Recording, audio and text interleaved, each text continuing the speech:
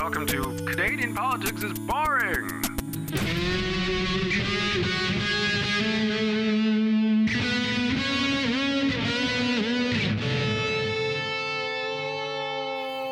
Let's do this. Hello, welcome to Canadian Politics is Boring. My name is Reese. This is Jesse.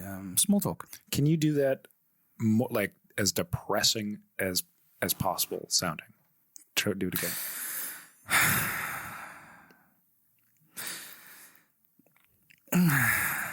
Just sounds like you're taking a dump. Welcome to Canadian Politics is Boring. I'm dead on the inside. How was that? Jesus Christ. It's like you've got practice. I'm fine on the inside. If you cut me open, it'd say fine. Really All the way doctors, through me, yeah. like a stick of rock. Do you have stick of rock here? Do you know what a stick of rock is? Instead of rock taped to a stick. No, it's like you would call it candy. I would call it sweets. It's like a hard candy sweet that is like a long, thin kind of tube. And you buy it at the seaside or fun fairs and fun places. And you chew it and bite it. And it'll say like, I don't know, Margate, which is a seaside resort. And it says it all the way through. It's like printed through a stick of rock. Wow. It's a British thing. Never heard of this in my life. And then what happens is you hold it and you're eating it and your hands get sticky and like bits of fluff stick to your face. And it's great. And you lose your teeth. Wow. It's great. Stick of rock. Okay, I feel like I should share like a Canadian thing with you. This is a Newfoundland. This is a Newfoundland delicacy. Have you heard of a towton? Towton? Towton. No, I don't know what a towton is. Towton is it's very much Newfoundland. My friend Ryan and I went to St. John's a few years back, and we had it. A towton. A towton. So I'm trying to visualize what a towton could be. yeah, what do you think? What do you think a towton is? I'll give you a hint. It is a sweet treat. Oh, I was going to say it was a small mammal. A small mammal dipped in caramel. A towton is fried dough. I think sometimes with powdered sugar, sometimes not. It's fried dough with drizzled in molasses. Nice. And it's delicious. It's absolutely fucking delicious. It's very simple and it's really fucking good. And That sounds it's pretty cool. Newfoundland-esque for whatever. I don't know where it comes from. I don't know where the name comes from. But there you go. Just small talk doesn't feel small. It feels important. Cultural exchange. Culture, of right? foods. Yeah, exactly. Yeah. If you're a Canadian, you never had a stick of rock, I recommend flying to the UK just to have a stick of rock. And if you've never had a towton, fly to Newfoundland and ask for a towton. Yeah. Yep. There we go. When I go back, Routing for a towton. when I eventually go back to the UK, when they let me back to visit, When they let you back? I'll bring you a stick of rock. Okay. Oh, I suppose they've closed the borders right now, haven't No, they? you can actually go. It's Oh, just- really? Okay. I like to So why imagine. the I like to fuck would imagine you? I was exiled, being too awesome. Yep. That's what happened. Yeah. So, are you excited about this episode? Are you excited the election is so close? No. You know me. I don't care. It's funny, the polls have swung back. Justin Trudeau is doing well again, and the Conservatives slipped back. Apparently, they reckon that once everyone finished just enjoying the summer and not thinking about politics, and they actually started to pay attention. I looked at the polls recently, just out of curiosity, and this was like a few days ago when the Liberals and the PCs, the Conservatives, were pretty much neck and neck, which is, I mean, like, to be fair, before the election, it's just a poll of like people who are already kind of registered to vote. Or again, maybe not registered to vote. I don't know what it is. People who are, I don't know. I don't know how the fucking polls work. And I like the NDP. If I was going to vote in general, it would be NDP. But the NDP never fucking wins. Right? Yeah, but And so I thought I had to vote. What's the word I'm looking for? I was told, I'm saying this wrong. I thought I had to vote. There's a term for it. Strategically? Strategic voting. Thought I had to vote Liberal so that the PCs wouldn't get into power. And then my buddy Howie, hi Howie, say hi Howie Reese. Hi, Howie. There you go. He told me that that's not how it works in Canada, and you can't actually strategically vote prime ministers in. And I was like, okay, I don't know. And he tried to explain it to me, and I just couldn't get it because I'm too thick. I guess it's like if the two main parties in, say, your MP is Liberal and the competitor is Conservative, and it's like a few percentage points between them, and you decide to vote NDP, it shrinks the Liberal. That's the idea, is you vote in. You stay voting Liberal because you don't want the Liberal Party to lose votes. You want them to beat the Conservatives. But like that, my understanding from a lot of people is they don't want to fall back on that anymore. They don't see that as, and the Liberals have relied on it a lot. From things I've read, that they use that as a scare tactic to stop people voting NDP. Or it could just be an excuse from the NDP because they don't get the votes they want. They could go, well, more people would vote for us if they weren't afraid of voting for the Liberals. So it's hard to tell. It's hard to read everyone's mind simultaneously. I've tried. How'd that go? Badly. I can barely read my own mind. So, All right. So what's this episode about, Reese? So this is our last episode, and I think it kind of This is our last episode before the election. The election will be tomorrow, and you have to go and vote. And this is Sunday. You will be voting tomorrow, and then you'll be tuning into our live stream. It's just as important as voting. Definitely tune into our live Exercise stream. a democratic right and tune into our live stream. It's been done for centuries in Canada. You should do it. We're gonna have. It's gonna be great. We're gonna have about between 3 and 7 viewers who are gonna come to watch us live. One of them is gonna be my mom, and we're gonna be demonstrating various products that companies have reached out to us. Hopefully, yeah. And we've still got time. If a miracle happens tomorrow and you deliver something, that'd be great. I'm gonna be extremely caffeinated, and Reese is gonna tell me. So hold on, you have to convince me who to like to make up my. Well, I guess I already. So like, okay, you know what? You said you were gonna convince me to vote. I'm already convinced to vote, but I'm not happy with it. We've talked about that a bunch. I'm gonna vote out of guilt and obligation, not out of because I think it's the right thing to do or because I think it's gonna have any impact whatsoever. But that doesn't make your vote like 50% of a vote. It's still a vote. Yeah, right. But whatever. But you're voting in an informed way. We've talked about a lot of stuff. So when you vote now, you have way more information than you would have had before. But like I still don't know who to vote for, and nor do I the only thing I know this is if I'm gonna be voting emotionally, this is me, and I'm not telling I just don't want the PCs in power. The PCs are in power. The Progressive Conservatives are in power in Nova Scotia. Amazingly, they're doing a really good job so far of like pissing off the right wing people who voted them in by doing nothing to attract everybody else. Yeah, but they're just it's kind of amazing. Like they're kind of okay. Nova Scotia is so backwards. The Liberals act like Conservatives, and the Conservatives act like Liberals. It's weird, man. Only in Nova Scotia. Okay, like they're doing a really good job with the pandemic. As soon as they get voted in, it's weird. Okay, but as far as the country's concerned, last time we had the Conservatives in power, they just shit all over this country. My God, Harper was just a monster. And I'm really kind of scared that the Conservatives are going to get into power in the country again. And so I don't really have a preference for who I want in. I guess NDP would be really cool. I don't see that happening. I guess I could vote Liberal just to kind of give them a boost up. My only real directive is to make sure the PCs don't get into power. And that, I feel, is a really shitty reason to vote. No, because... Do you know what I mean? Yeah, but... I should be voting who I want in, not voting to make sure someone doesn't get in. If you want the NDP and vote for the NDP. They're not going to get in. That shouldn't be... If everybody had that attitude, then they'll never get in. Do you realize the paradox? You're trapped in your own paradox. You don't want to vote for them because you don't think they'll get in. Therefore, they will never get in because no one will vote for them. You could just vote for them. Or don't. And there's something about ridings. I don't understand ridings. Can you explain that to me? So it's like everyone in that riding. I don't fully understand how our system works. So it's a parliamentary system. Okay. So you have a certain number of seats in a room, and whoever gets the most seats in that room gets to form a government. Okay. At the moment, the main party, the Liberals, don't have enough seats to have a majority. So meaning they don't have more than 50% of the seats. Yes, so they're a minority government and they rely on other parties supporting them to pass legislation to get it voted through. So if they want to introduce a new law or a new... so if they want to...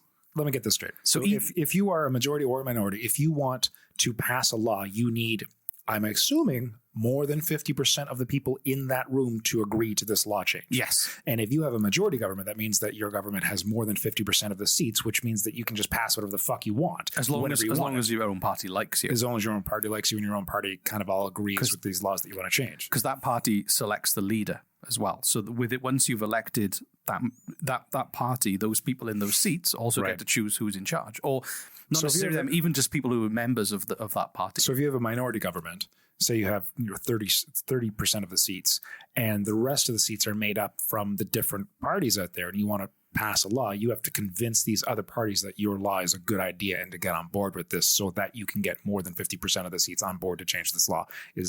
That's roughly what's been happening for the last 2 years. So even if I wanted to vote NDP, knowing damn well NDP are not going to run this country, I could give them more seats to help push for or against laws that are trying to be, which is what they did, which is what they've been doing. So there was is that why you should vote for who you want to vote for, regardless of whether or not you should run the country? You should vote. But is that why?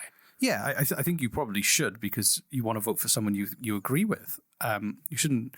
I understand strategic voting, and I don't know. I don't understand. I don't understand strategic. Apparently, I was told I can't do it. Like, it's not possible. Well, I imagine it depends on the situation in the riding that you're in. So the riding is essentially the zone where all those people get to choose who fills in their seat. Okay. So you go to Toronto. Can you give an example? Halifax West. Okay. We're currently sat in the riding of Halifax West. Everyone who lives in Halifax West can now vote, and our representative will go and fill in one seat in that room of people. Explain that in even simpler terms than a room full of chairs. No, I mean the whole riding thing. I'm still not fully getting the whole riding thing. It's just a zone. It's a neighborhood. It's a neighborhood. Okay. It's a geographical area, and that geographical area will have the power of one seat. Yes. So you're choosing your representative for this zone, and that zone is zoned by Elections Canada based on data that kind of tries to give it a rough estimate of people, and kind of is complicated. There's like formulas they use to work them out, but I don't fully understand it myself. So, okay, right. So you choose. So if the people in our riding, okay, no, I think I'm getting this. Okay. So, but when people talk about strategic voting, what they're saying is, this is a liberal area where we live.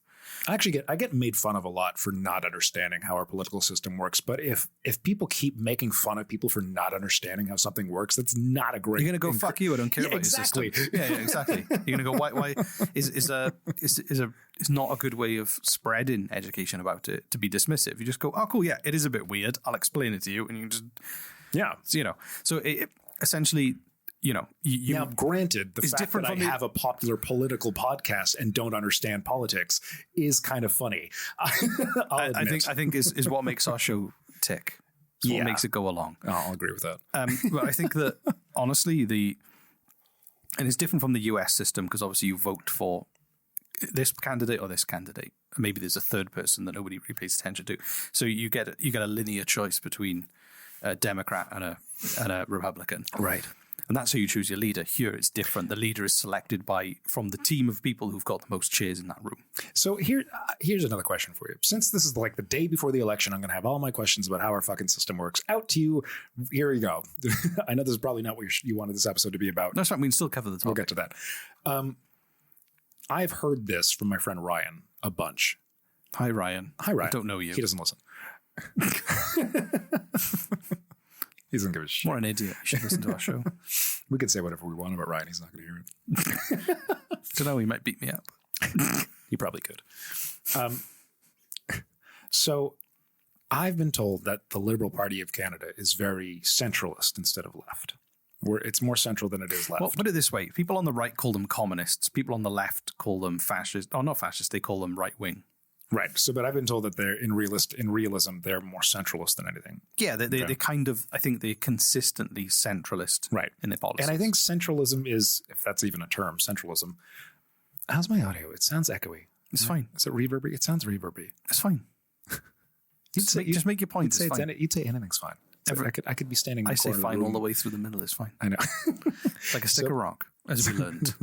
So, I think centralism is a good idea because, like I was saying before, even if you disagree with an idea, we can't just be dismissive about the idea and hope that it goes away. Kind of like Trump supporters. Just because Trump's no longer in office doesn't mean that Trump supporters are now gone. They're still out there and they still have these ideas, and that's kind of terrifying to me, but that's a different topic altogether. So centralism at least addresses the ideas of the right and tries to appeal to the people of the right as well as the left. I'm like, that sounds like trying to get both people to hold hands, which is, maybe I'm wrong. Maybe that's not how it works at all. I guess, like, is that not how it works? I could be like, this is me trying to understand it, right? I'm one of those people who I use the terms left wing and right wing all the time, but I don't necessarily I think the parties like to imagine that there's this choice, left, right, middle, whatever. Right. But I think people are way more complicated than that. So you might of course they are. I think you'll get people who are socially very liberal and accepting of all different kinds of people, but very fiscally conservative, where they don't want the government spending lots of money on vanity projects and things. I agree with that. And it does become dangerous when we start labeling others and labeling ourselves in an emotional sort of way. Yeah, exactly. That is dangerous. Yeah, because if you believe in something that the conservatives are touting and believe in other stuff that the liberals are, and believe in even more stuff that the NDP, what are you? People are smart. They're not tribal in the sense they align themselves. Like, some people do align themselves with parties, but some people will go, well, do you know what? Last time I voted for those people, but this time I think we need to take the country in this direction. I think, as much as I don't like them, I think they're more likely to do it, and therefore I'm going to vote for them in this. And I think that, like, that's people making the decision. They're hedging their bets. They're going to go, I care about this issue and this issue right now. It's not so much of an issue as it was, or this is a future issue that no one's talking about apart from this party. It's people. I think people care about issues. The people care about issues, and that's the problem. Is people care about issues, and we are taking those issues and we are applying them to people.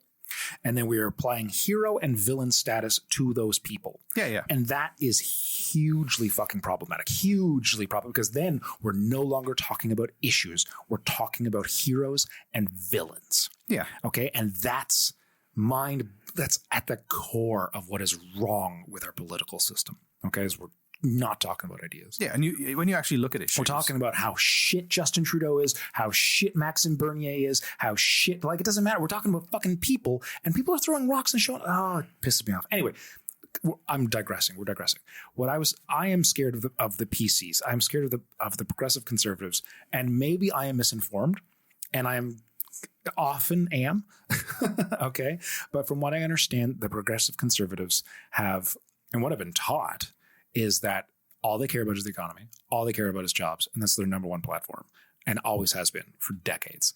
And the economy is important and jobs are important, but they treat it like it's literally the only important thing. And I've mentioned this on our show before, literally the only fucking important thing. Nothing else matters as long as we get this economy. And I've been taught by a friend of mine, Ryan, hello, who doesn't listen. Hi, Ryan, who doesn't listen. Ironically, the PCs have actually put our country into further debt than any other party in history, and consistently do so every time they're voted in. It's because they cut taxes but then they don't find a way of replacing that income. Right. And then the Liberals or the NDP or whoever gets in after them are blamed for what they've done. So this is like, if we just look at a fucking track record, I want to keep the PCs out of power. I just do. And I've been told, and it kind of makes sense, that if the NDP and the Liberals joined fucking powers, if they just put their differences aside and said, look, we're not going to agree on everything, but if we join forces and become one mega party, the PCs will never again gain control. Ever. But that depends, though, because you go out west and the Liberal Party doesn't have huge influence. You go to Alberta and the NDP is the main opposition. No, but that's what I'm saying. But what I mean is that if they joined, they would alienate them from. It's a very Canada's a don't huge... call them Liberals, don't call them NDP, call them something else. Just join. Yeah, but the point is if they join forces with the Liberals, it would change how they're perceived by some of their core voters and vice versa. I mean, depending on how they advertise this, how they market themselves. And you might get a lot of people who are centrist in the Liberal Party who go to the Conservatives because they think that the NDP is going to influence too far to the left. Maybe. So, it is it's complicated and like and the thing, Canada's like a patchwork of so many different communities with different like sources of, if you know, of the main generators of the economy and things. It's so like you're always going to get. Honestly, I like parliamentary systems where you have lots of different parties, so it's not a kind of a binary choice between this color or this color. It's you have. So during the pandemic, you know, the Liberals have had to work with the NDP, and the NDP have influenced the legislation that's gone through and the programs that have gone through to support people during the pandemic. Because they needed their support, they had to work together on it. So even though they weren't part of the same party, they were able to have influence over stuff. Even though they were the third largest party, the Liberals had to work with them to pass things. I mean, that's great that it encourages that sort of behavior, but I still thoroughly believe deep down that the system is broken and needs to be just a huge reform from beginning to end. Like, yeah, well, I think like they were supposed to bring an AV, like that new voting, where you know it's not first past the post, right, which they were supposed to bring in. They're supposed to bring in, and they didn't do it. In fact, they promised they would, and then they got voted in, and then they realized, oh, if we actually change the system to do that, we will lose. Yeah, and so they stopped. Which, you know, okay, look, I get it. It's simple math. If we do what we said we'd promise, then we'll lose. Let's not do that thing. Yeah. I get it. Yeah, exactly. Oh, golly, Jesse, I've got some great news. We've had a fresh delivery from the ad man. Gee whiz, Reese. Really? From the ad man? Smell them. They're fresh. Ads.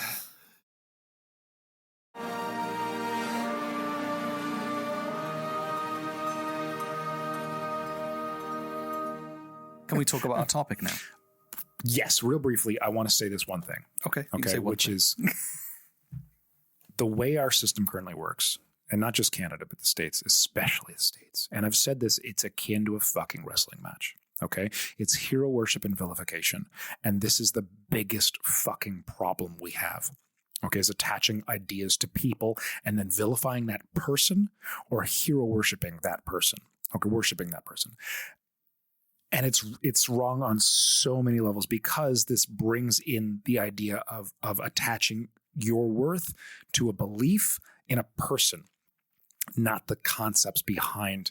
So I think how much different would our system be if there were no people attached to parties? If it was, okay, this year we've got Party Circle, we've got Party Square, and we've got Party Triangle. In the past, Party Circle promised to do these things, and their track record for their promises is 32%. And these are the things that they've said they did and would do. In the past, Party Square promised these things, and they have a success record of 67% of going through with the things that they promised to do. And Party Circle has a success record of 49%, and these are the things that they promised to do and did. These are the promises that all these parties are now doing. Look at what they did in the past. Look at what they're now promising. We're not putting a name. We're not putting any faces. It's Party Circle, Square, and Triangle. This is their track records. This is what they're promising. No, seriously, make it boring as fuck. Make it statistical. Make it data analysis. Okay, and that's it. There's nothing stopping. Like, you want that kind of data. You just it's interesting. Like, no, but if that's all they're not allowed legally. They're not allowed putting down other parties to promote themselves. But you don't. I guess even regardless of like reforming the system in the way where it's kind of that blind. That information is available. You can see how each MP has voted on each issue. Sure, so it's available. But you're asking the average disengaged voter to dig that up themselves. No. That's not going to happen because it hasn't been happening. But my point is, rather than journalists covering like buses with people smiling on the side and polls, it'd be great if they did. They were like, great, we're going to get all the data and we're going to show you which individual person in each riding did what and how they voted and which party, you know. It would be great, but that's not how it happens. And it's not going to be how it continues to happen because it's about hero worship and vilification. And that's what people are covering. And that's what gets ratings.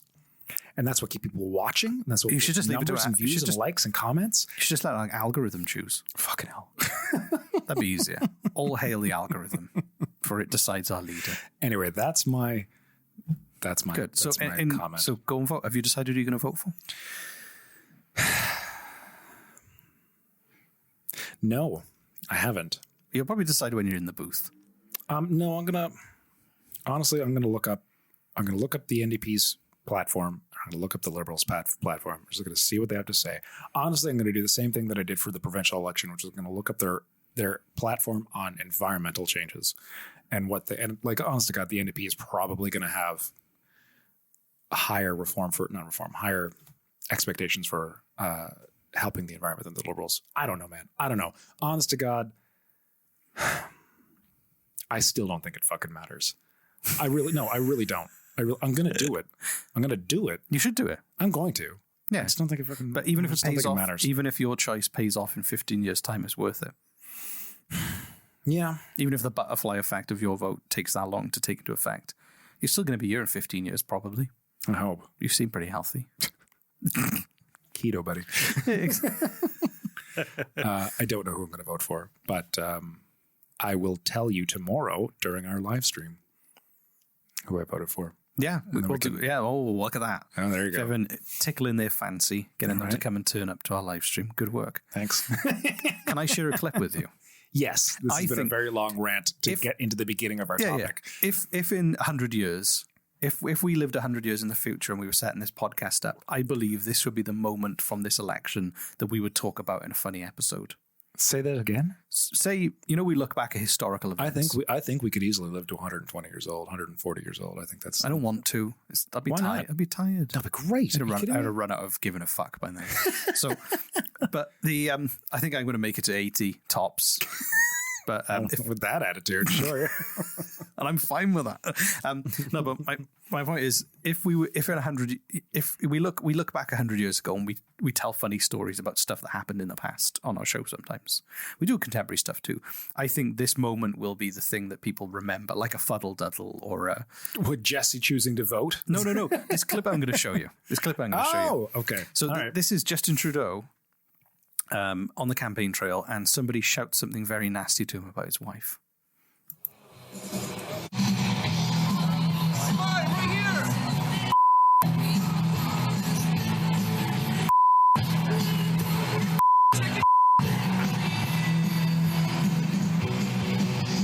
Wow.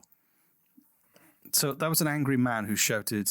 What did he shout? I couldn't hear it. Can you play it again? They beeped it. He was basically calling Justin Trudeau's wife Sophia Hall. Wow. Which is not nice. Oh my God. Oh, wow. And this angry man starts shouting, heckling, calling him a chicken shit and telling him he needs to... He's huge, too. He's a giant man. He's giant. Giant man with muscles. Now, the title of the video... Isn't there a hospital you should be going to bother right now? What a retort. Oh, Justin, that was A, good. That was good. That was B, uncalled for. As the Prime Minister of Canada, man, you should have a little bit more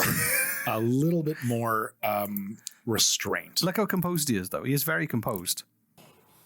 Isn't there a hospital you should be going to bother right now?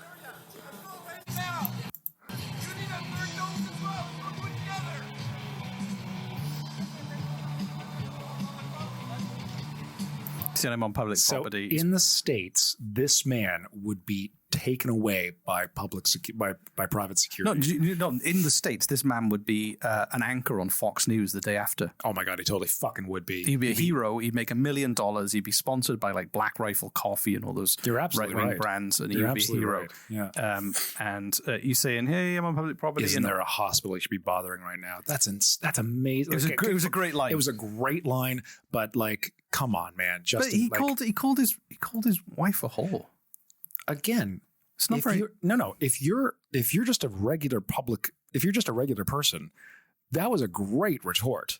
He's the Prime Minister of fucking Canada, man. Have some restraint.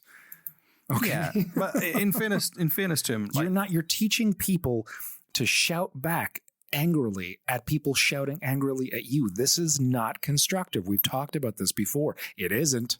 It's not. It's a great retort. It's a fun line to say back, and it makes our show really fun, but it's not what we should be teaching people how to respond. But I would like to counter that with, we talk all the time about how politicians need to be human. And if he just stood there and just smiled and waved, we would accuse him of being too polished and not reacting like a human. Why the fuck didn't he say anything? To that man who called his wife a whore, it was a horrible thing to say, and it's misogynistic. And I'm not mean. saying he shouldn't have said anything. No, but what I'm saying is That's not that what I'm saying. I actually like him more for doing it because he was human, and somebody said something, and he didn't swear, and he actually had quite a funny line. You know what? No, if he had swore, I would have liked him even more because that's very human. Fuck off, you big bag of balls. I would have loved it if he said that. Wow, isn't there a hospital you should be bothering right now? That's a great line. That's a great line. It was, but also, But like again, and it's just. but I just like to say he apologized afterwards. His line was, Did he apologize afterwards? Yeah, Oh, he did. he said, What did he say? He said a heckler said something misogynistic about my wife. He went after my family, and I lost my temper, and I'm sorry for what I said. Oh well, fucking A, that's awesome. So- oh no, that's great. So he didn't like, Okay, no, that's you know what? There's the humanity, yeah.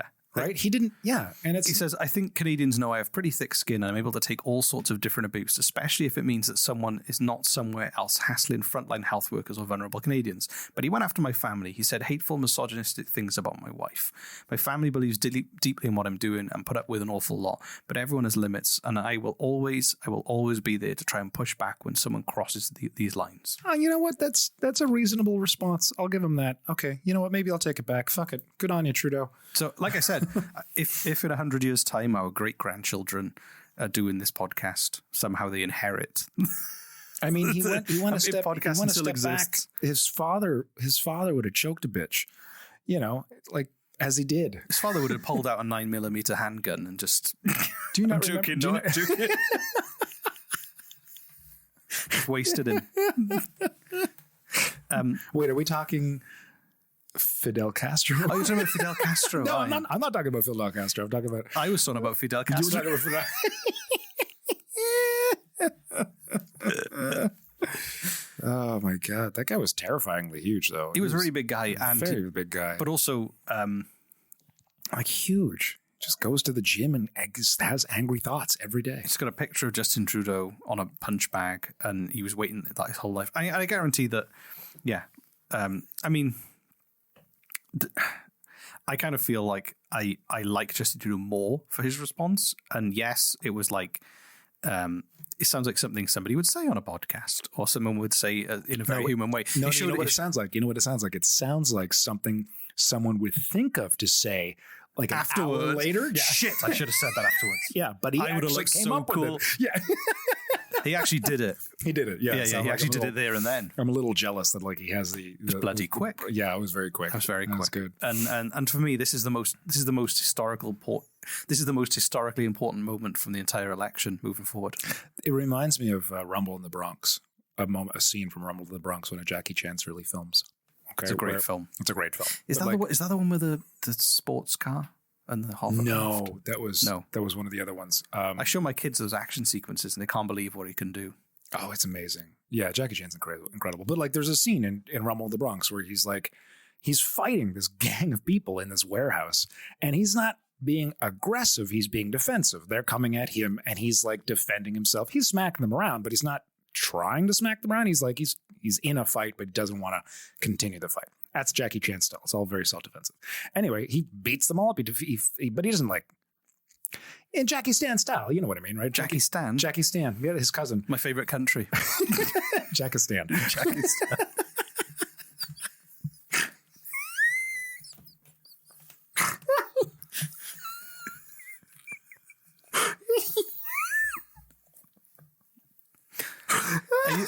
Are you saying that Justin Trudeau is the Jackie Chan of Canadian politics? No, here's Because I hope you are. No, I wish. No, I'm saying the opposite. So at the end of the fight, after he had kind of like he didn't beat the shit out of everyone, he just kind of like He used their momentum to beat he them up. used their momentum to kind of beat them up to a point where he stopped the fight, right? And then everyone was kind of exhausted, and when they all kind of like were out of breath, and Jackie was about to leave, and I'm going to misquote him here. He's like, "I hope we can all sit down and have tea someday." And the bad guys in the scene were like, "Do you mean that? Did he mean that?" Right? Like they were taken aback, right? Because he didn't want to fight. He wanted everyone to get along. And that was thrown into an action movie, an action comedy movie. It was so kind of deep, right? When you watch that movie for the first time, like, especially oh when my you God. watch like Rambo and all those films, where right? it's just like Yeah, and so that's what I that was a think. machine gun, by the way, not a sprinkler. So part of me is like really kind of happy that Justin Trudeau came up with that retort that we'd all think of an hour later. Right? Like, If it was an action right? movie, it was like it would be a well written line, well delivered in time. Yeah. Right. In reality, it would be like, how do we diffuse this angry person and listen to them, so that we can sit down for tea? It would be the ideal choice, because So rather than like throwing something back, like the comment that he did, you'd rather him go do something that would embrace that person. not embrace, but allow, because like if this person, But he said something really horrible about his wife. yeah, it was awful, and someone has to be the better man. Yeah, well, his line was better, so he won.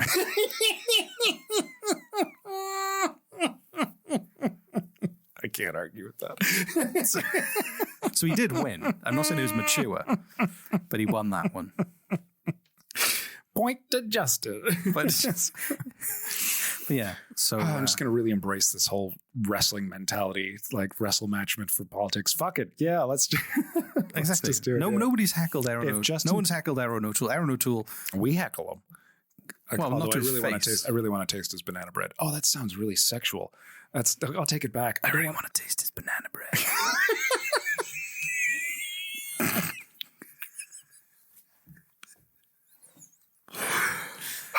You were talking talking about how much you liked his guns on the front cover of his plan. He for had Canada. huge guns, man. He had huge guns, and you just I want just to want to taste his banana bread.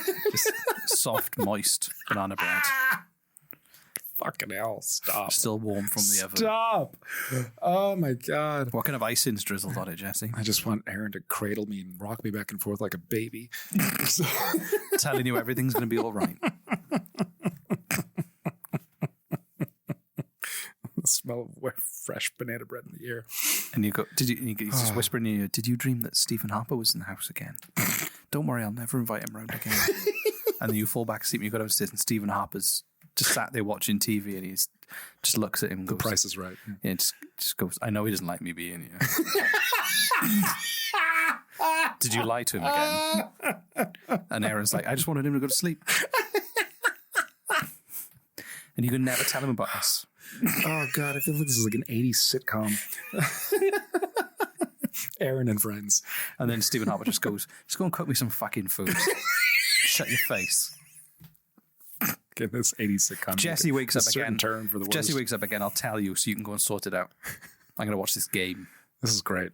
Yeah. This is great. Yeah, thank you. Aaron O'Toole and Stephen Harper in an abusive relationship and you're their child.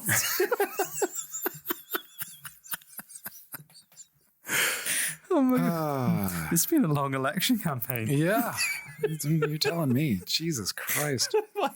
Aaron and Friends. Aaron and Friends. Harper! Everybody loves Aaron.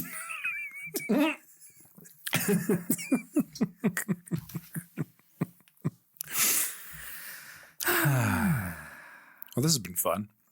Do you know what? It's funny. This is the first political podcast, the first time we got to cover an election. Yeah. And now tomorrow you have to vote, and then your vote doesn't count unless you watch our live stream, which is sad. But But that's how it just works. how the world It's just works, how so. the world works, yeah. But it counts as a spoiled ballot. So Yeah, you have to come to just go to CanadianPoliticsIsBoring.com. we're there on which the front is- page. Yeah, it'll bring, you can watch us live. We may or may not be featuring wonderful products by generous people. If Who not, knows? I know just make up my own products. Right, yeah. Or services. Just email us and tell us the company that you have and we'll talk about it. Just because Yeah. send us $1. We just want free stuff. We just want free shit. Like influencers ring up hotels saying, and he said hospitals. Influencers ring up We want to hospitals. stay at your hospital. I want, I want the best bed in the hallway with dim lighting. can I get Some Jell-O. can I get a free? Can you remove my appendix for free? If you do, I'll get you a ton of likes.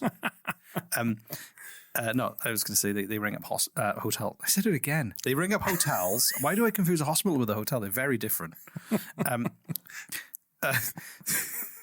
Remind me never to go on a vacation with you, man. I've got my own room. I'm not even on a ward. It's wonderful. I can see the ocean from the window. No, my point is that influencers ring up hotels and they say, hey, I'll do free, let me stay for free and all this kind of thing. And we're just sinking to that level. I wouldn't call us influencers, but I would say just free stuff. Just because, the best things in life are free, especially stuff. Right. So, I agree. Free stuff is great. We want free stuff. So the call to action is if you have a company of any type whatsoever, there just scroll down in the show notes of whatever podcast platform you're listening to in our show notes that we've typed up, a little description, and there's a little link to email us. Just click that link and it'll just send us right to an email and you can just tell us about your company. Yeah. There you go.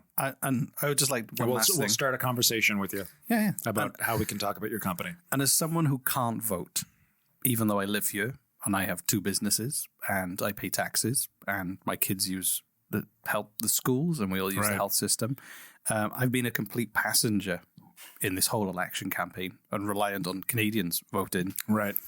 Maybe I'll be able to vote in the next election. I'm getting close to being able to be a citizen and everything. So, but I feel for you, man. Like we've been talking all about you and your. That's important. I know, but I'm democratically blocked from taking part. I had a girlfriend, Ariel, in Calgary, like 12 years ago, something like that. And 12 years ago. Yeah, and she was from Texas, and she loved Canada. She was trying to become like a permanent resident, a citizen, and it was taking so much time, so much effort, so much money, and so many lawyers, and she couldn't do it. And the number one thing she wanted is for people to vote. Yeah. Right. And it was really quite eye-opening because someone who's been a Canadian my entire life, I guess I just took this for granted. Right. Yeah. and so it's eye-opening when someone like of your stature mentions that. Well, and also as well, like I come from the UK with this very class-based tribalism, and the UK is in a really weird place with Brexit and everything at the moment. And then the US is the US, and they do all this stuff. And then you look around the world, and there's authoritarianism's on the rise, and there's lots of crazy stuff going on. You look at Brazil, you look at Hungary, these countries where populist right-wing governments are taking over. The world is in a weird place, and Canada, despite some of the stuff we've covered, is still a very civil society. I mean, if you're speaking comparatively, then yes. Well, that's the only way you can speak, because we don't live in a perfect world. And I would say I love this. I don't think it's the only way you can speak. Well, you can only compare. You can only talk comparative to other things. In a sense of, I mean, that's what comparative means. Like, yeah, but that's what I mean. You can only talk about Canada as a democratic society in comparison to other democratic societies. Sure. You can't compare it to a perfect democratic society because they don't exist. Sure. And will they ever exist? We don't know. But I would just like to say that it's an awesome country. And I like how nice and civil people are, and how sensible everybody is. Comparatively speaking. Because, yes, because the rest of the world might be on fire, but people in Canada are still nice. It's true. And I think people still vote. I think we could be nicer. I know, but I think people still, as much as there's been dark stuff, and we've covered like the far right and all the other stuff that's going on, and I still think that most people are going to vote out of the goodness of their heart, not just selfishly for things that interest them, but because they want Canada to be better. And I would like people to go out and use that when they vote. If you could vote, who would you vote for? Unless you want to keep that private. I don't know. I'm still so new here. I don't feel invested emotionally to any of the parties. Whereas if it was in the UK, I'd know I'd vote for within a heartbeat. Yeah. Because of who I am and where I come from. Because of that tribalism, you just kind of where you grow up and how you were raised and which class you're part of. You just vote for them because they represent your community. But I very much don't know. I'm still that's my journey, is working out who would I support, who would I vote for. What would you do if you could vote tomorrow? What would have been your process to inform yourself? Here, I would be interviewing you. Look at this. I would not look at the party and the leader. I wouldn't judge it based on who's going to be prime minister. I would judge it based on who's going to be representing this area. What kind of person are they like? What do you mean? the candidate in this riding. Okay. I would be like, who's going to represent this riding? Because that's the only say we do have is who's going to fill that chair. Right. Oh, that's smart. So like I that. probably look at it and I'd look at the individual platforms and try and find if any of the debates were online, and I can rewatch the videos, and I base it on that because that's the only say I can see on a micro level. That Right. We have that. That would tend to be how I would vote. Okay. No, that's good. I like that. Yeah, I'm going to go do the same. Thanks. Okay, well, go and vote. See you tomorrow. We'll see you tomorrow night on a live stream. So your call to action is Live stream tomorrow night. number one. Vote. Hold on. Number one is click on our email in our show notes and send us an email. Say hi. Tell us about your company or tell us about your company. A. B. Ask for a personalized ringtone. C. Make sure to go vote tomorrow. And D. Afterwards, come and check us out at CanadianPoliticsIsBoring@gmail.com. No, not CanadianPoliticsIsBoring.com, the website. .com. Don't come and view us on a website, on an email. On the web. CanadianPoliticsIsBoring.com or just our YouTube channel and watch us live coverage. Those 4 things. There you go. Those are your call to action. It's a lot of things to do. We know. Just go fucking do them. Just do it. Just do it. Just do it. Just do it. Have you got something better to do? Yeah, seriously. What are you going to do? Eat a yogurt Like, come on. or a yogurt. Or yeah. What? I don't know, scratch your ass for another 3 hours while watching New Girl. I mean, that does sound fun. That's what you're going to do next. Yeah. Thanks for listening and sticking us in your ear holes. We will see you tomorrow. We love you all so much. That's it. I think we're done. Cool. I'm going to go see my puppy. I'm going to go home and watch New Girl and scratch my ass for 3 hours. Woo! Bye.